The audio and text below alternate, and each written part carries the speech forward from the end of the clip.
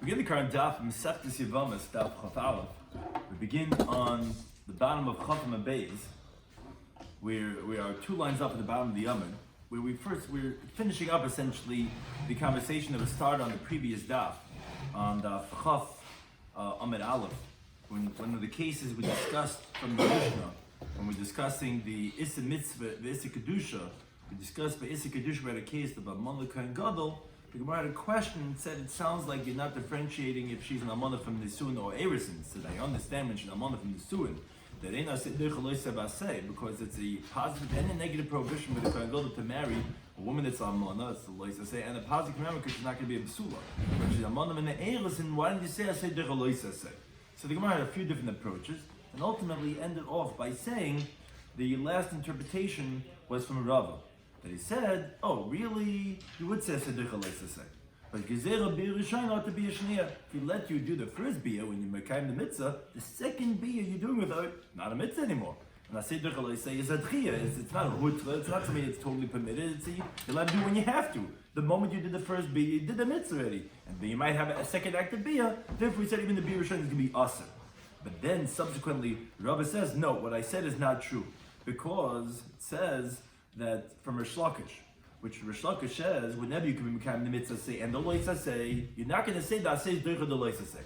So also you could do Chalitza, so that wouldn't give us it wouldn't explain to us why you'd be able to even do the Bir Rishayna. You can't even do the Bir Rishayna, because you don't say Deicha Loisa say when you don't have to. You could do Chalitza, but then ultimately what Rabbi said himself to reject his answer was ultimately refuted because the Brisa does say B'balu Kanu. So I actually do see that Bi Rishayna you would be kinda, as you see from Balu Kanu, because he would say Sedech Alaysa say. But then it's just the Gezerah Bi Rishayna ought to be a Shneah that we don't let you do the Bi Rishayna, even though Taka say would be Dech Alaysa say. That's how the Gemara concluded. That's where we continue, and then we're going to start a new conversation, which is the primary element of today's daf. The main thing we're going to be discussing in today's daf are actually the other category. We spoke about the Issa Kedusha, which is Isuri Lav, primarily that Kahanim had, the Kedusha, the Kohen Hedgid, among the Kohen Gadol, but there was also Mamzeres and the Single Yisrael. But the other category is what's called Issa Mitzvah, which are Shnias Larayis, which are secondary Arayis rabbinically, which is to safeguard people from Arayis to Araisa, which they're similar to. So we first begin on the bottom of Chaf Beis, 2 lines up at the bottom of the Yomid, where the Gemara really has a conversation similar to what we said on the last few lines of the previous daf. Itma we learned, Biyas Kohen Gadol B'Amana. If let's say the Kohen Gadol, who's the Yavam, does Biyah, he has what we call Yibum cohabitation. He does that with the widow, his Yavam. So we have Machlekes Rabbi Yochanan ben Belazar. Chadama one says, Ina Peteret Sarasa. That's not going to exempt the co-wife from her chiyuv of yibum by doing it with the other wife of the other widow that's the almana.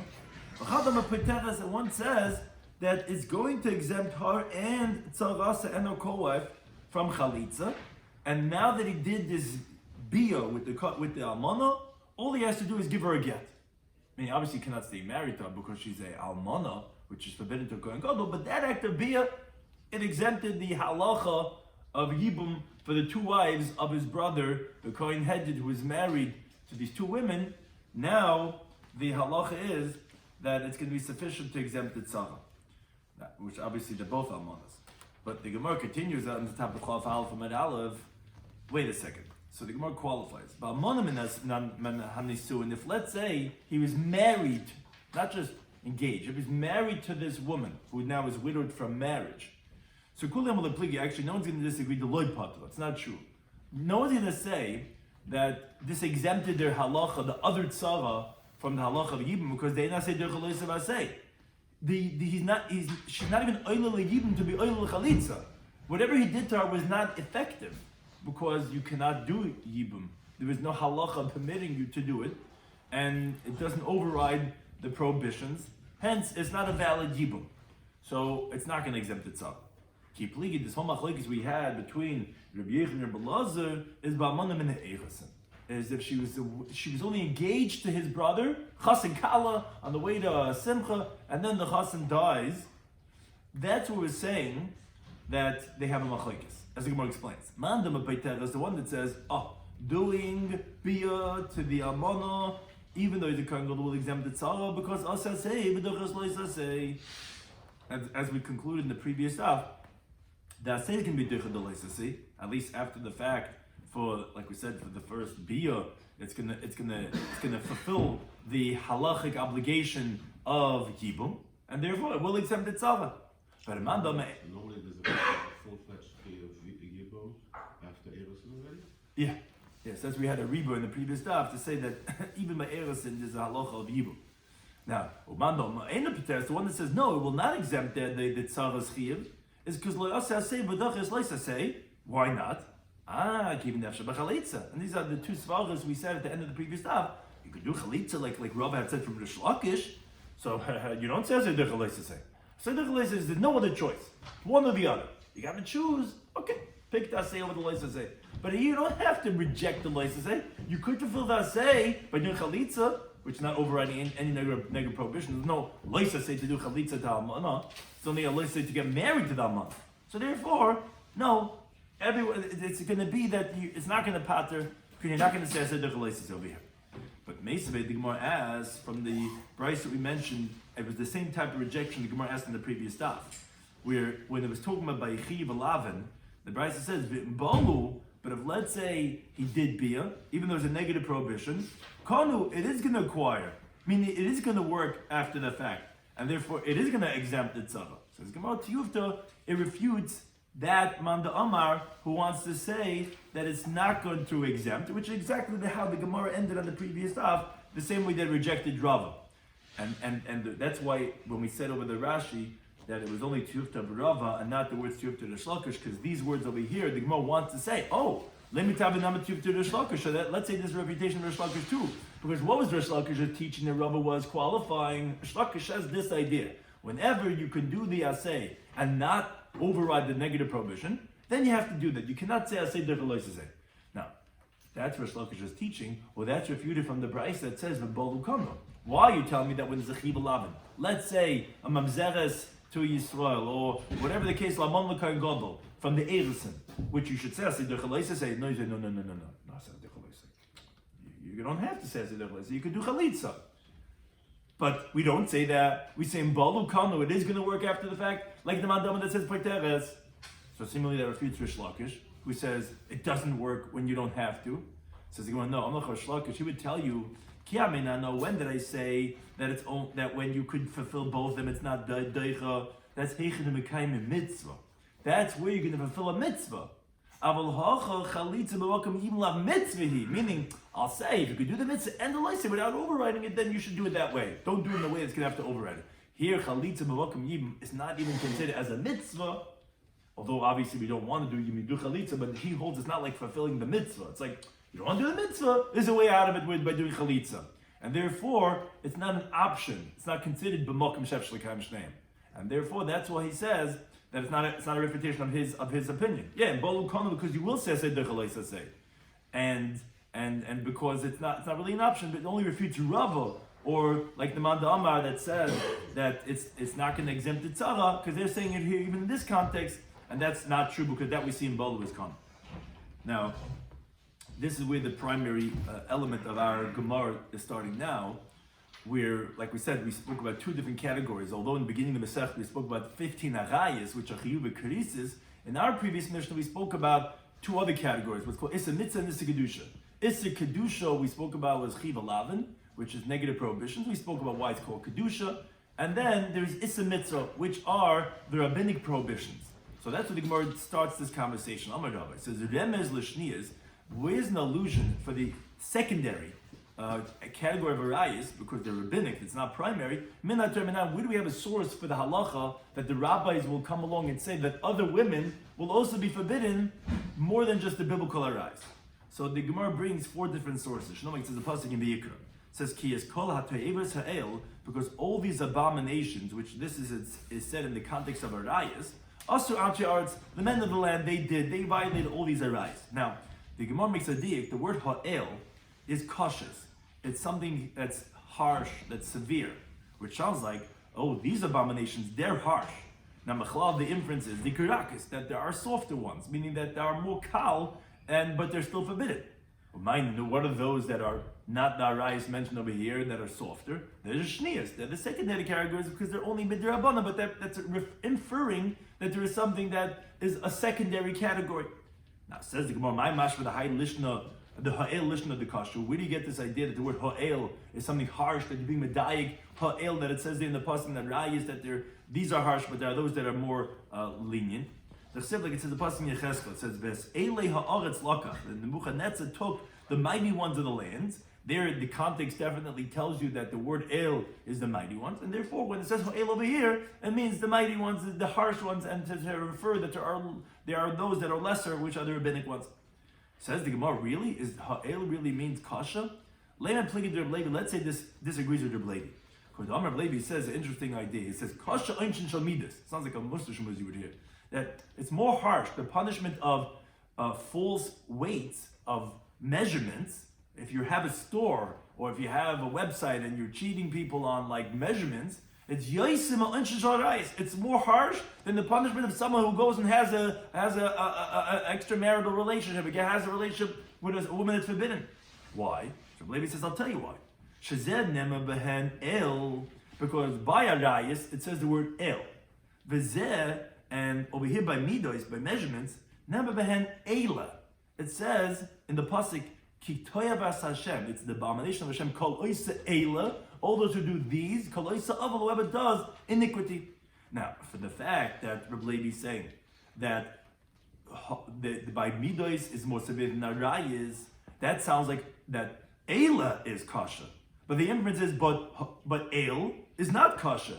So that rejects what we just said a moment ago, that ha'el means harsh. Says no, el kasha, me'el kasha me'el. Yes, el means harsh, and that's what we're referring to by that rise. But Eila is even more severe than El, so it doesn't refute it. So the Gemara asks on Levi, but Gabarais Nami Hoksev Eila. Arais also has a pasuk of Eila, where it says Mikola Te'eva Eila B'nichrasu. So why are you telling me that midas are more severe than Arais? Because Arais says El, but by midas it has an extra Eila, but Arais also says Eila. Says the Gemara, no, that Eila, Hahula Mu'ute Midas Mukaras, that's only come to exclude that there's no kares by inappropriate measurements. As the Rashbam says elsewhere, that you would have thought to say that since the iniquity by inappropriate measurements is called Tayevers, you would think it would be included in Kolasha Yasim Kola Tayevers if you didn't say the word Eila. But now that you're saying Eila, but Arayas is coming to say these, but not others, then midas are not going to get a punishment of cars. So the Gemara says, wait a second. Ella, if that's the case, that you're telling me that only this kares by Arayas, but by midas there's no kares. If someone goes and he tilts his weights, so Ma'acham Raya, then why is Rabbi Levi saying that midas are more severe than Arayas? What makes it more severe if it's not even getting a punishment of cars? So the Gemara says an important lesson. Hani by Arayas, when someone has a relationship with a woman that's forbidden to him, efsheh b'tshuva, as long as he did not yet have a child that's an illegitimate child from her, he could just separate from the woman, have regret, and repent. But hani, by inappropriate measurements, loy efsheh b'tshuva, it's not possible to repent because he stole from the public. He doesn't know who to give back what to. Now, although the halacha is said in Masechtas Beya that if someone did steal from the public, he was always selling inappropriately, he should do tzarchei rabim, and then someone will have from his gemach will ultimately have benefit from him. But says Rashi, that's not a tshuva mal yasa. That's like a b'di'eva. What are you going to do? You don't know who to return to. So just do a public works type of a donation, and hopefully he'll get back some type of a benefit. But you cannot do really tshuva, and therefore kasha einshin shal midas yoyse me'anshin shal arayis. But again, it doesn't contradict. The word ha'el could still mean kasha. It's just ha'el is even more kasha than the kasha of the arayis. That's one pshat. The Gemara gives a second interpretation. Rabbi Yehuda Mamahachi brings the pasuk in Kehelis to bring the source for the Issa of Shnias. Pasuk says v'izen. Izen is the terminology of like a handle, what an ear is. You know, the Rebbe used to pull you from the ear. It's like a good handle to pull. So it's like a place where you hold on to. Because the Gemara in Eruvin tells us that by Shlomo HaMelech, limedas hasa'am, he taught understanding to the people, which is that he taught them simonim to understand things. He also explained things that are similar to learn one thing from another. He also warned them regarding rabbinic law, like it says, more than this, my sons, you should be careful, meaning be careful more by those which are the add-ons of the Divrei Sefer, more than the Divrei Torah. And one of the things he did was he was glazer on Shnias. As the Pasuk says regarding Kehelis, Rabbi Shloimy Melech, that he made handles, v'chikir, and he saw it, and tikkun mishal harbe, and he made many different mishalim, so that you could understand. Mashal helps you understand things. Where Ula says, Amar Rabbi Elazar, this is Kaim Shabbat Shlomi, before Shlomi Melech came along, he said, the Torah is compared to a basket, she'ein lo aznaim, that doesn't have any handles for the basket to hold on to the basket to make sure that it doesn't fall, because you can't hold it.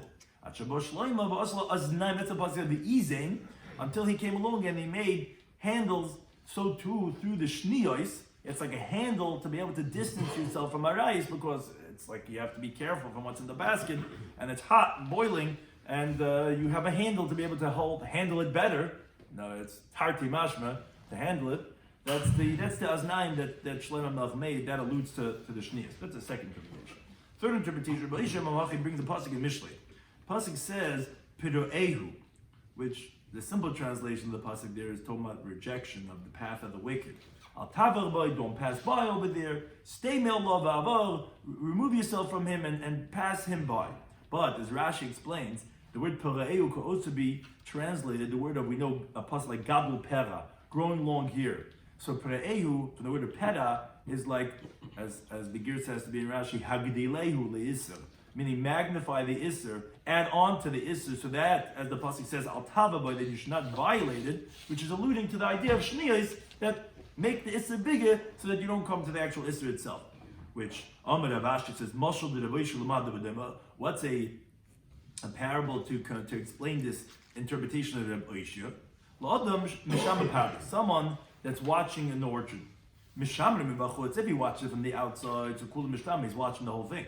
He's watching from the inside. Only what's in front of him is being guarded. But what's behind him, he's only looking in one direction. If you're in the middle, you're looking in one direction. If you're on the outside, you can look at the whole thing. If you're inside, only what's in front, but not what's behind. So too, he's saying that's the idea of the shniyas, that to take you on the outside of it, not in the middle of it. Which the Gemara says, what did Rav Ashi Badusi? But what Rav Ashi says, it's really a mistake, because Hasam over there in the Mashal Shalafan of me Mishtama. At least what's in front of you is being protected. It's just not what's behind you. Hach over here, he loves shniyas, not sure. If not for the secondary arayas, Pagba Erba Gufa, you would actually be engaged in that, you would encounter the Erba itself, and therefore it wouldn't even be like what Shalafan and Mishtameres, to understand exactly what the Gemara means with this, what he was saying and what's rejected. Bakapam, that's what the Gemara says, that no, you mamish be pagay the Erba itself, and if it wouldn't even protect you what's in front, so it's not really a good explanation as a marshal of what Rabbi Isha's teaching was. A fourth interpretation says the Gemara of Kahana Amamacha brings the passing of Yikr. It says, Hashem says you should safeguard my safeguard, which actually there it's in the context of the Psukim of Arayas. What does that mean? Asu Mishmarti, you should make a safeguard for my safeguard. Hashem makes Arayas that we should not engage in inappropriate relationships, and then the Chacham should make a safeguard on that safeguard. Now, Amalei Abayla Rav Yosef says, wait a second, then this is biblical, because you're bringing a pasuk in the Torah. At least the other ones were psukim in Keheles, a pasuk in Mishlei. So what do you bring here a pasuk in the Torah? So why are you saying it's a shniyas? It's only a remez. It's deraisa. Says the Gemara, you're right. It's deraisa. It's biblical, but a Pirsha Rabban they explain what it's going to be. It doesn't say in the Torah what the arayis of the shniyas should be. The Rabban explained it. Says the Gemara, but call it Torah nami Pirsha Rabban. The whole Torah the Rabban explained. When it says pretty, it's hadar, an esrog. That's a deraisa. But who tells you what it is?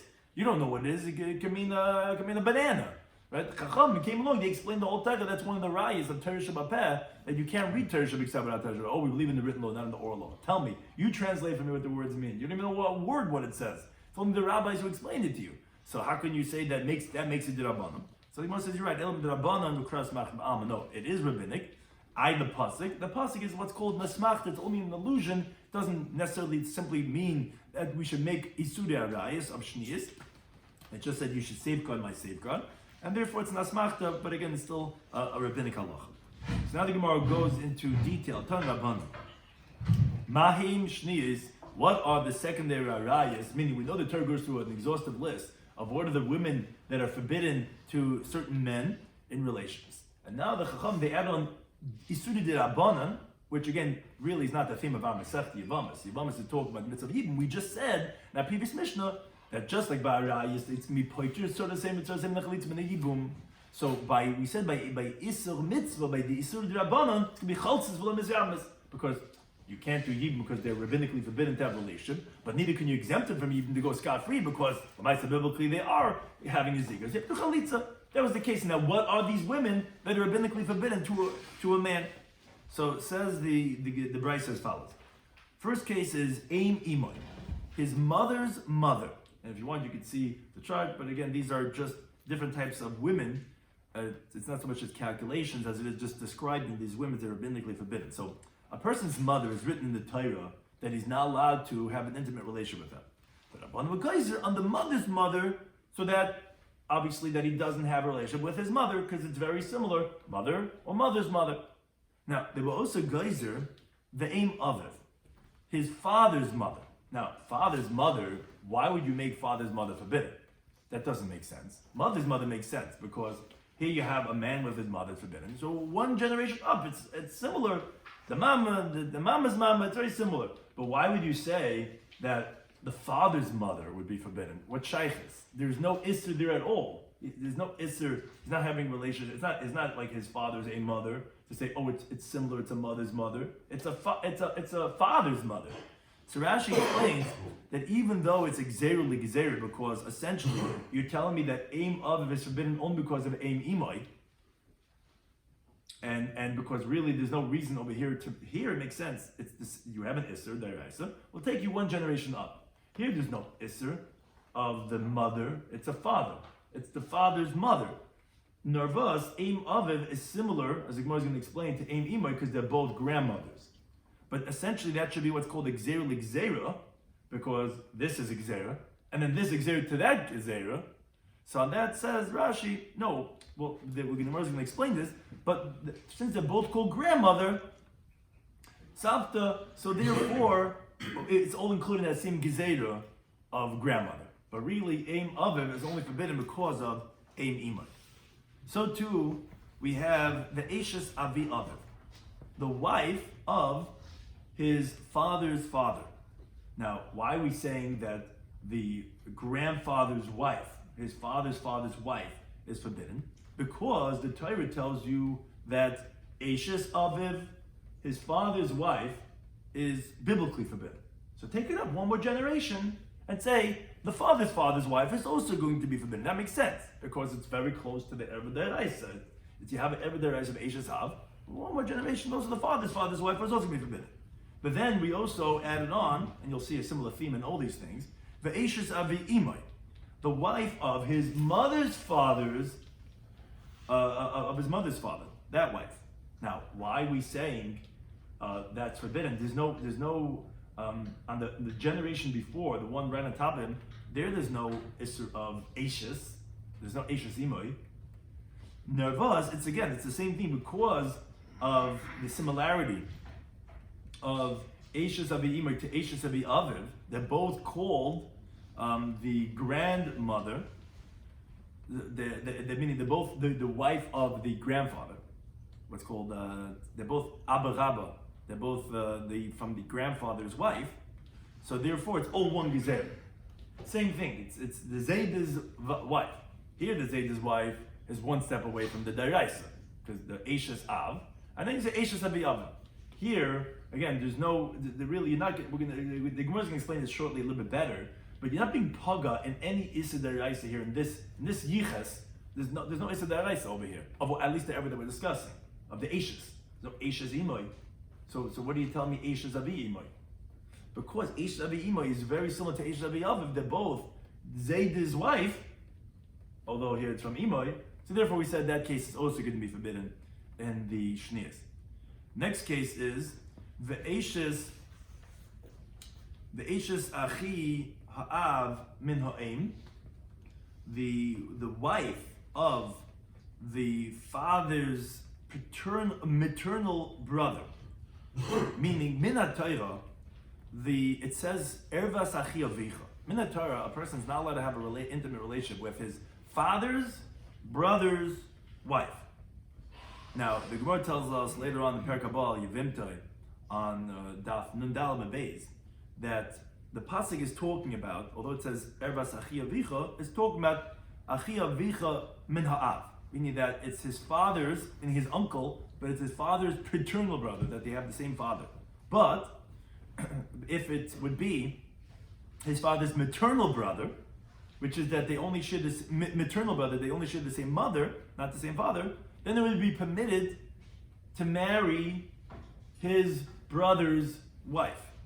But the Rabbanu Geyser, on this case, Eishes Achia Av Min Ha'em, this is a man, it's his father, and his father and his brother only have the same mother, they don't have the same father, that then that wife is going to be rabbinically forbidden. Why? Because it could be confused with his paternal brother's wife, which is the same idea, and therefore it's one step off. It's just instead of being the same father, they have the same mother, which that would be Issa Deiraisa. So Shneis is one step away to say it's going to be rabbinically forbidden. But then we also have Eishes Achi Ha'em Min Ha'av. It's similar, but different. We're talking about the mother's paternal brother's wife. Where Rashi gives the case, for example, of Naphtali, who is the brother of Yocheved from the same father. So this Achiv would be, we call Naphtali, and the aim would be Yocheved. And he marries a woman. So that woman would be forbidden to Aaron, this Ish, because of a secondary error. Now, although Eishes Achi Imoy is not written in the Torah, there's no prohibition in the Torah about your mother's brother's wife. It only says about your father's brother's wife. It doesn't say anything about your mother's brother's wife. Still the Rabbanu Geyser, where it's going to be at least if it's your mother's paternal brother, not maternal yet, paternal, because it's similar to if you just switch the maternal and paternal. If you switch the Achi Aviv Min Ha'em, so you have the father's brother with the same mother, it's very similar to the mother's brother from the father. It's both ends. That's basically what it is. Yeah, but I'm saying, but you understand it's similar to the father's maternal brother is similar to the mother's paternal brother. There's one maternal.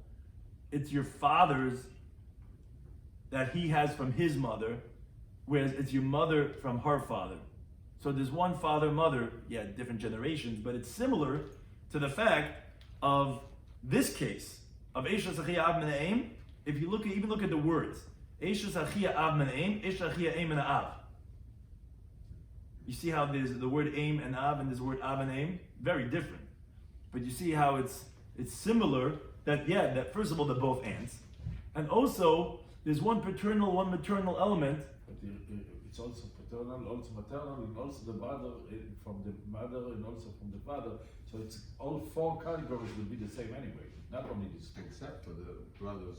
No. Eishes Achia Av Min Ha'av is Deiraisa. No, this is two Doraisa. There's only one. And there's only one Deiraisa. The mother's siblings, the mother's brother is never forbidden. But rabbinically, we're going to say one case by the mother is going to be rabbinically forbidden. The mother's paternal brother is going to be the case that's similar to, because at least it's paternal, which paternal is the more severe case anyway. That's the case that by even the brother of the father's only Deiraisa is by paternal.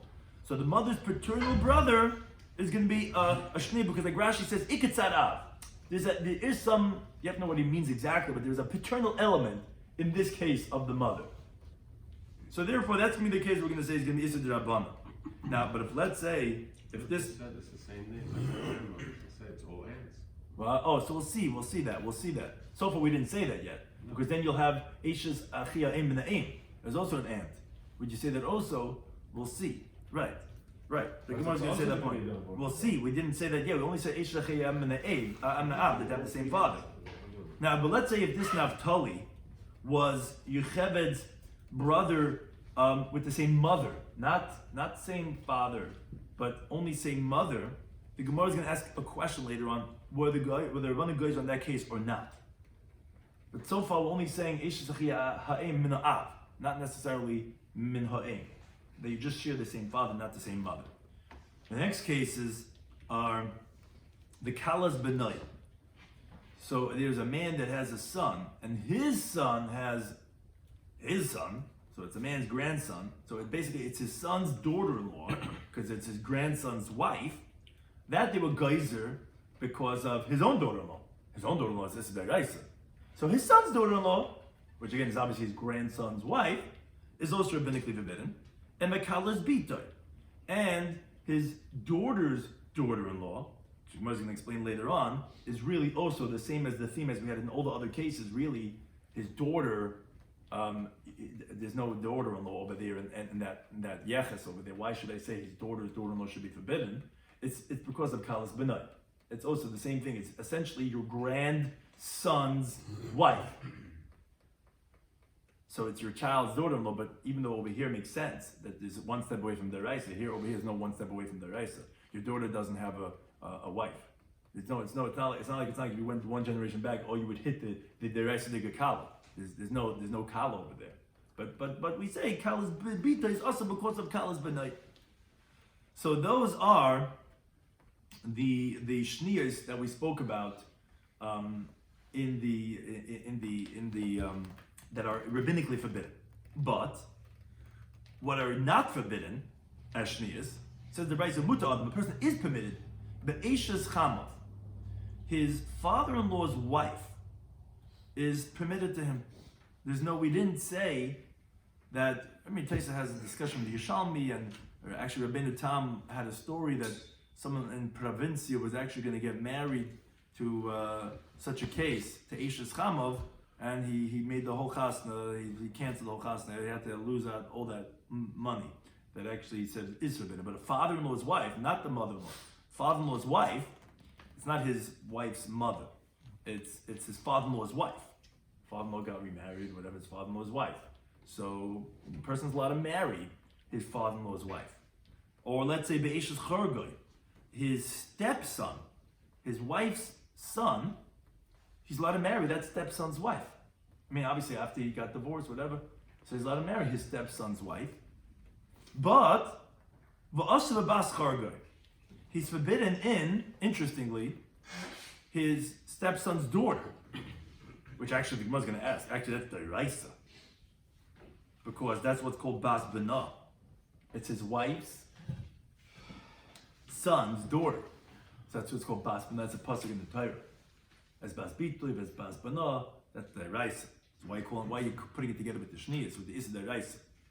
But again, he's permitted in his stepson's wife, but he's forbidden in his stepson's daughter. And V'chorgoy muta be'ishtoi ubitoi, and his stepson is permitted to marry his wife, meaning this man, whoever he is, not related to him, and ubitoi, and his daughter. So his stepson can marry his daughter.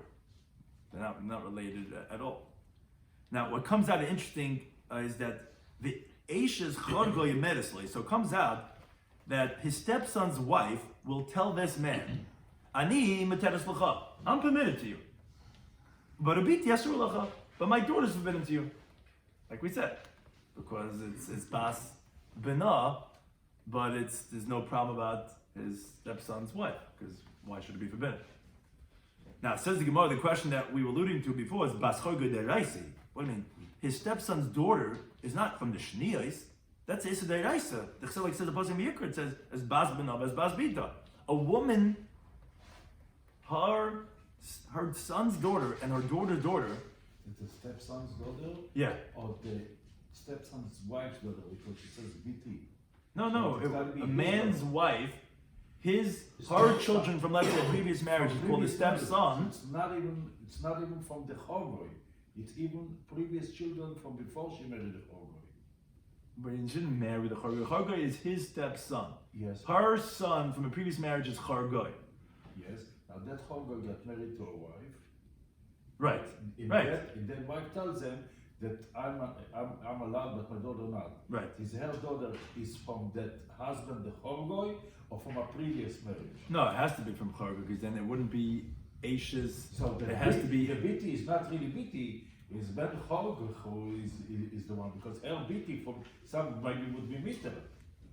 He has to be the daughter of the Chorgoy. Otherwise, she could have a Biti that would be Mitter. You want to say that she could have a BT Yeah, that. I'm saying. This is only applied when it's the. Yeah. Or a previous I marriage. hear. I mean, La Fouke was hers before she married Chorgoy. yes. That would be BT. But But wouldn't not- have been yes. the stepsons. I hear. Okay, but the Bun definitely is talking about that type of case. But why is the Gemara? The Gemara is asking why the Brisa say it as if it's a shnius. It's a midiraisa. It's a biblical. So the Gemara says no, you're right. It's only because we wanted to say the sefer. This statement, this interesting comment that she's going to tell her stepfather that Eisha's Chargoy Meresloi, that the wife of his stepson is going to tell him, the balabos is going to say, huh? Ani Matersach, I just want you to know if your stepson divorces me, we can get married. But a bit Yasrulach, my Tachtadil, my Estadil, she's going to be forbidden to you. That even though my daughter is biblically forbidden to you, but the deal goes with Rabbanan. The Rabbanan are not geyser for me, and that I'm able to go ahead and get married to you. So therefore, in the ratio when we were mentioning it, we also mentioned the daughter of the stepson, that it's usher, not because we wanted to mention the list of those that are shnias. It's really biblical. We just wanted to mention it because we needed to tell you that cute comment that she's going to tell him and say, hey, we can get married, but my daughter can't. Not because the daughter's a shnia, it's an erva, but it's because they wanted to say that comment. So says the Gemara, if that's the case that you just wanted to say such a comment, so Eishes Chamav Namitema, the wife of his father-in-law, could also say such a comment. She could say that Ani Muteres Lach, meaning to the Edim, the son-in-law, the new wife of the father-in-law.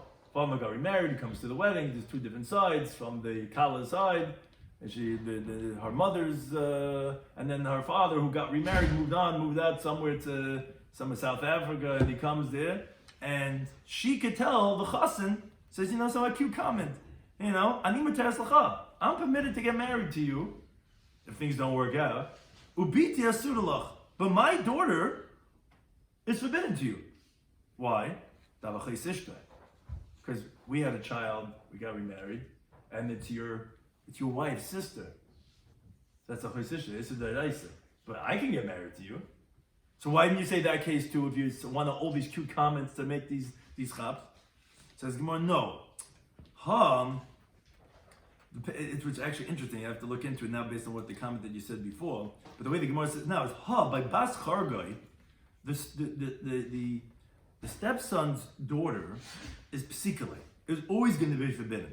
Because Bas Benot, the only thing I'm trying to figure out is the comment she's saying is not necessarily because it could have been hers from previous marriage. You have to know if that's what it means. Al Kapana, at least when it's his son, it's always going to be forbidden. But the case of the daughter of the wife of the mother-in-law, of the wife of the father-in-law, that's forbidden to him because of a chesisha is like psikale. That's for sure not definitive because after his wife dies, she is permitted to him. So you can't tell me, she's forbidden, because it's not a clear-cut issur because it's permitted when his wife passed away. So it's not like he's always going to be forbidden to him. So the father-in-law's wife cannot say such a comment because he could marry her daughter when his wife dies.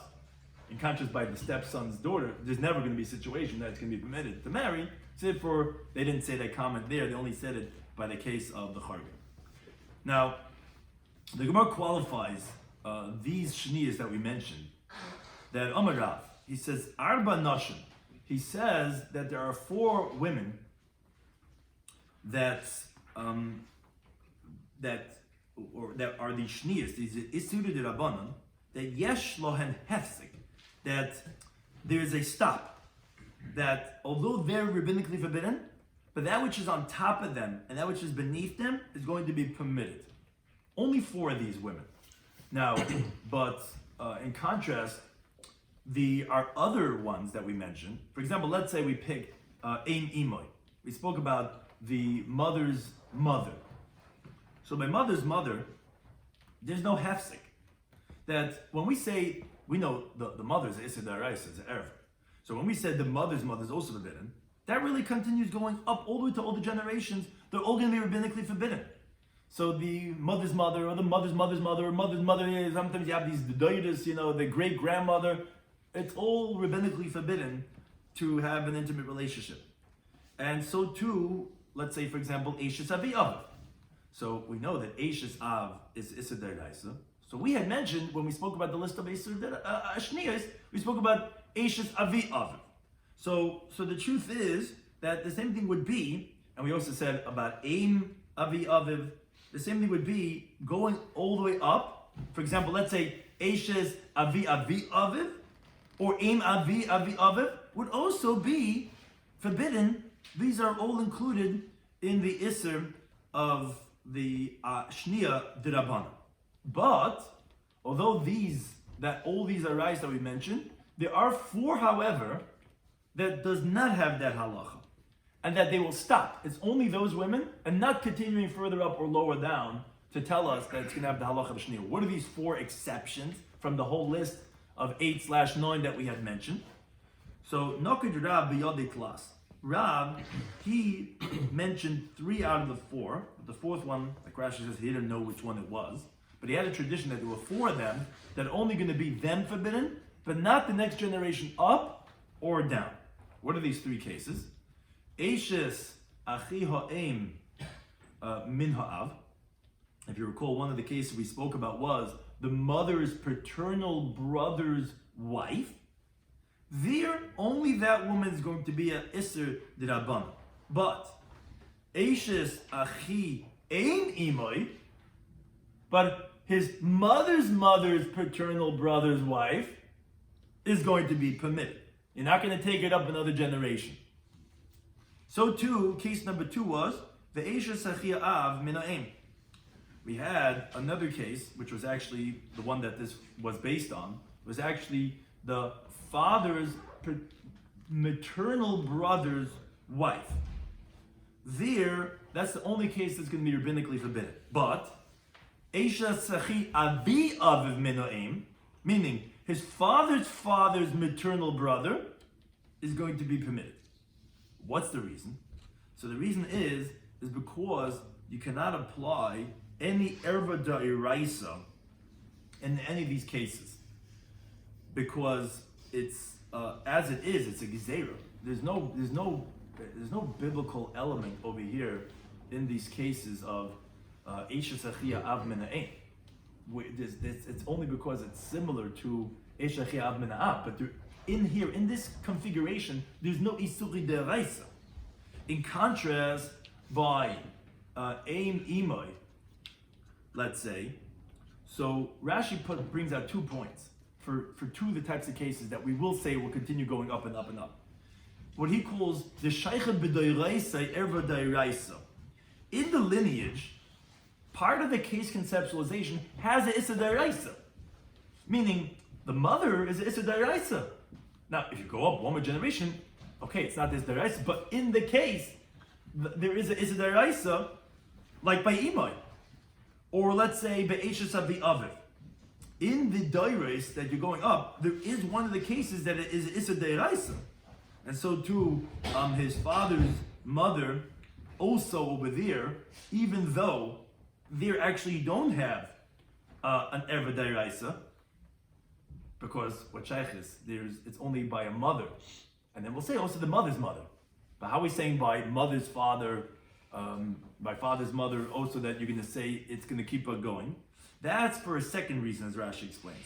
Even though there you don't have an Eved Deraisa, it's also not going to have a hefsek and it's going to be forbidden. Even by the father's mother, because at least that's michalfa b'shaycha b'deraisa Eved Deraisa. It's going to be confused with one of the above. Because again, it's called the same thing. It's called Papa, oh Mama. It's going to have the same names, and therefore it has the same reason as number 1. So we'll say number 2 also will stay. But that's only by these types of cases, which has Eved Deraisa. In contrast to these 3/4, they don't have any Issa Deraisa, and it's not confused with any other Issa Deraisa, at least in that case conceptualization. So therefore, that's why it's only for those, and it doesn't continue any further. And the third case that Rav had said was the kalosai, and his daughter-in-law. That there also there's a hefsek. Later on, the Gemara is going to ask, wait, how could you say kalosai with the shnias? Kalosai, his daughter-in-law, is deraisa. And the Gemara explains, no, it means kalas bitoi. His daughter's daughter-in-law, which we consider as one of the shnias, that Rav says that there is a hefsek, it's not going to continue going, because there is no isser kala deraisa in that case conceptualization, because by a daughter, there is no, you can't have, in that case, if you look at any of the steps, the links, there's no isser deraisa here. There's no, your daughter doesn't have a wife to say that you could have an isser deraisa. So when you go to your daughter's daughter-in-law, that's totally a rabbinic invention, and therefore we're going to say that kalas bas bitoi is that's not going to be also, that's going to be permitted. In contrast, by kalas benai, actually we're going to say that there is no hefsek, and also kalas ben benai is going to be forbidden, because since at least in those generations there could be issa kala deiraisa, because his son's wife is the issa deiraisa. So therefore, actually, we're going to continue going. There's going to be issa kalas ben benoi also. So those are the three cases that Rab mentioned. But then the Zeiri added on af eshes avi imai. He said another case that has a hefsek that does not continue going is the wife of his mother's father, which we do permit the wife of her father's wife. Why? Because in these generations, it's not applicable either in Eishes Ab Deiraisa to say that it's going to be rabbinically forbidden because, like we said, really that case is only forbidden because it's like similar to the father's wife. But really, since it's the mother's father's wife, in that case conceptualization also there's no Issa Deiraisa. So therefore, that's going to have a hasi, that's not going to continue on.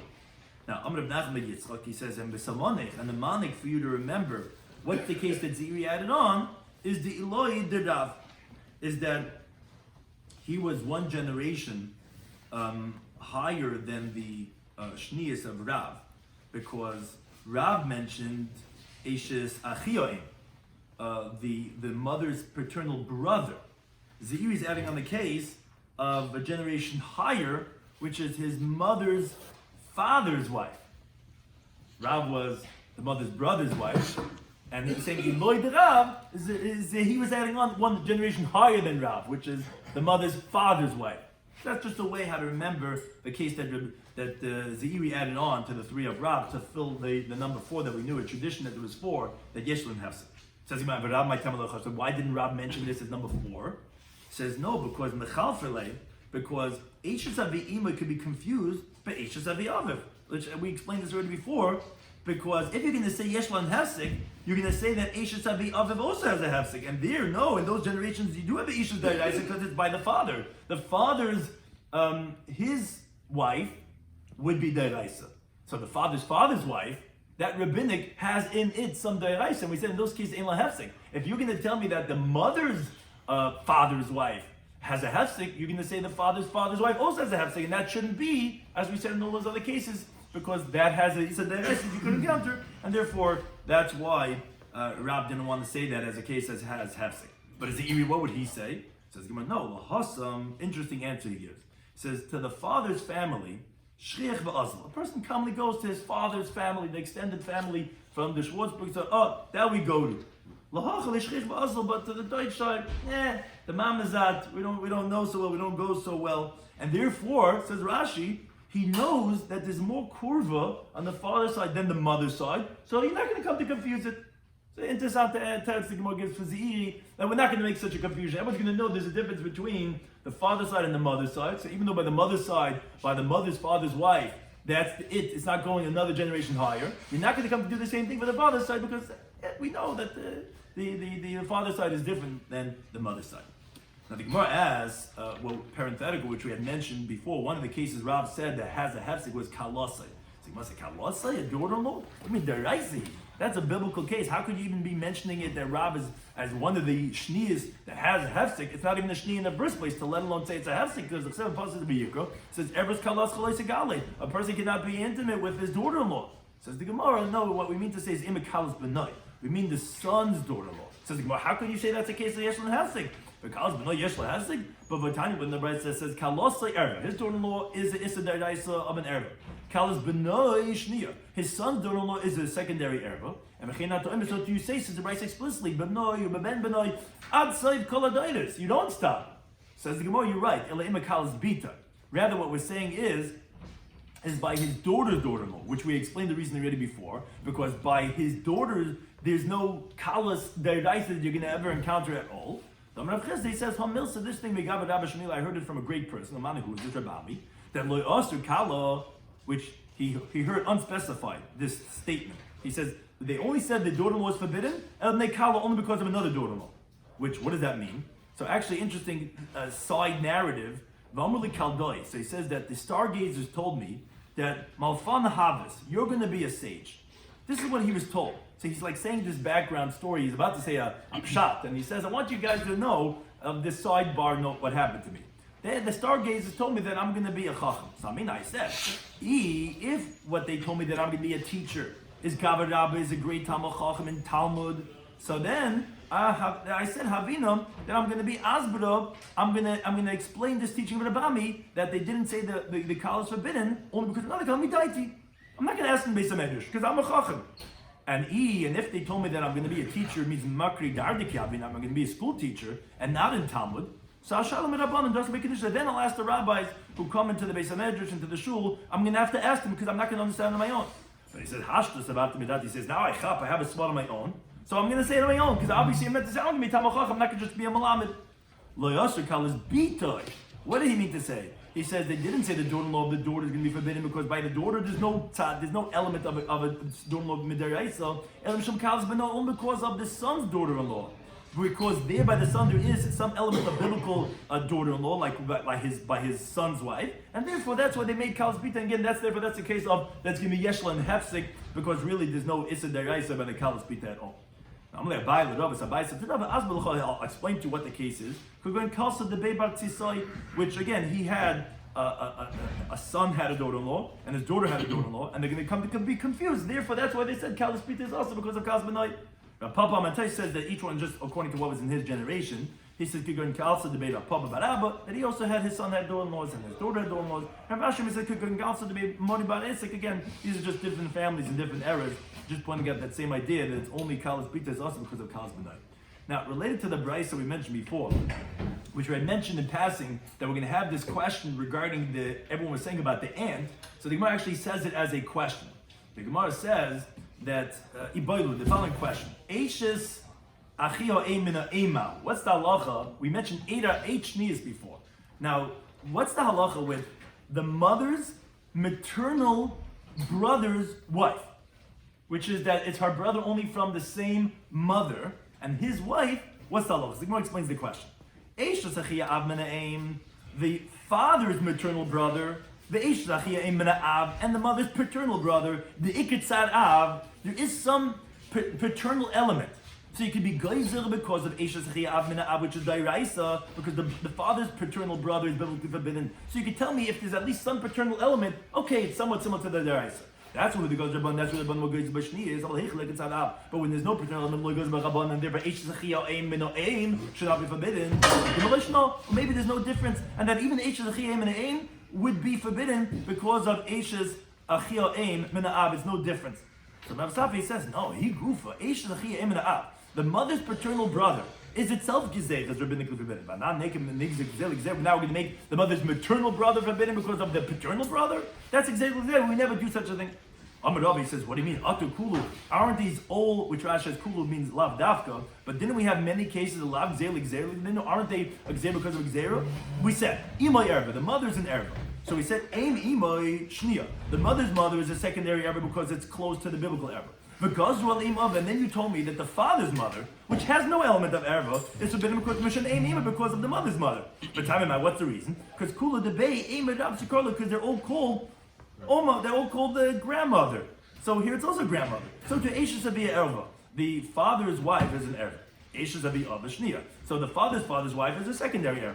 But goes with Eishes Avi Ima, then your guys are on the mother's father's wife, even though there's no biblical element of Eishes, not above and not below, because it's a mother, there's no father's wife over there. But still, you go to Mishum Eish Rabbi because of the father's wife. And by the time, what's the reason? Because they're all the grandfather's wife.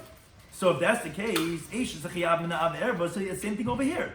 The father's brother's paternal brother is an erva. Eish is a Chiyav Min Ha'im Shniyah. The father's maternal brother is a shniyah. And because of Eish Zachiya Min Ha'av, and your guys are on the mother's paternal brother, Mishum Eish Zachiya Av Min Ha'im, because of the father's maternal brother. But time what's the reason? Mishum the Kula Debei Doide Karvalu, because they're all called the uncle's wife. So what's the difference about the mother's maternal brother? That wife is also called an aunt. So that shouldn't be considered Gzela Gzela. Just like over there we don't say Gzela Gzela, because it's all the same title, it's all the same Mama, all the same Papa, all the same thing. So now what's halacha? Says Motasha wants to bring a raya. Because the Chiyasar Rabbi Yehuda Bar Shila, Amr, he said in the West, interesting concept. Kol Shabin the Keva, Erva, wherever if the individual in the graph would be an Erva, if it was a female, it would be an Erva to this person, then Bezacha, when in that graph it's a male, Gazral Ishta Mishim Mishniya. They were Gozer on his wife as a secondary Erva. And we're going to explain all these cases. But for Amar Rava, he says, is this really a general rule? But Chamoisei Erva, someone's mother-in-law is an Erva.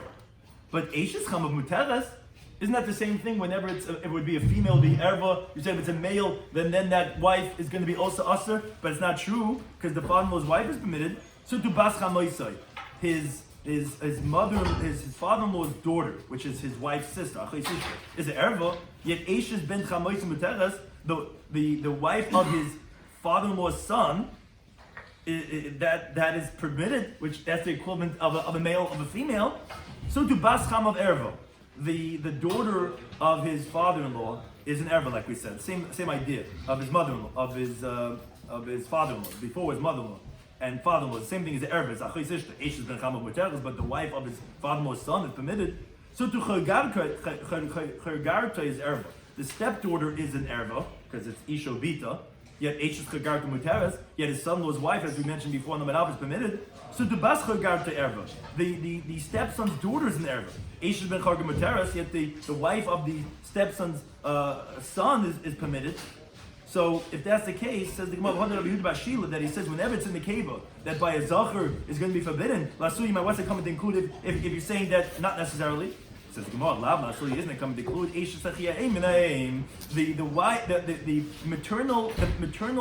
the mother's maternal brother's wife with the choshev in the keva erva, where if it was a female it would be erva because the mother's maternal sister is an erva. Because it says in the Torah, the Gemara expounds in the Perek Kabbalah Yevimtoi on Daf Yomi that's the mother's sister, whether from the same father or from the same mother. So therefore, that's what we're saying. The Zachar goes to Ishta Mishim Shniya. They were gozer by the Zachar because of the Shniya, and therefore you see that it is going to be Aser. Because that's where, if it was in the Keva, it would be Aser, so by Zachar would say it's Aser too.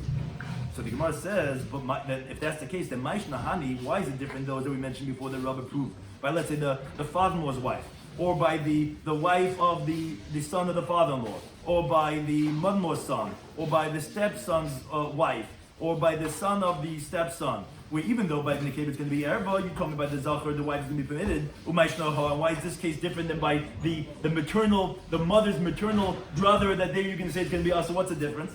So the Gemara, I'll tell you the difference. By Eisha Sachia Ein, the Chad Kedushin Mekarabah. All it takes is one Kedushin to become a relative.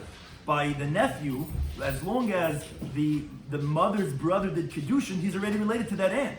But all these other cases that we mentioned before, he's only going to be relative about the Ikach Kedushin, Loy Mekarabah, he's only relative after two Kedushin. And therefore, for example, let's say his father-in-law's wife. He needs two Kedushin. He has to be engaged to his wife, and then he becomes a relative to his father-in-law, and still his father-in-law has to get a wife that was not related to him until his father-in-law did Kedushin. So to the wife of his father-in-law's son, it's his Kedushin to his wife. He becomes now related to his father-in-law's son, and then you have to have that his father-in-law's son has the Kedushin to his wife. And so to all those cases, and therefore that's why it was different, because there you need two Kedushin, and here it's only by one Kedushin. Thank you for any time for us.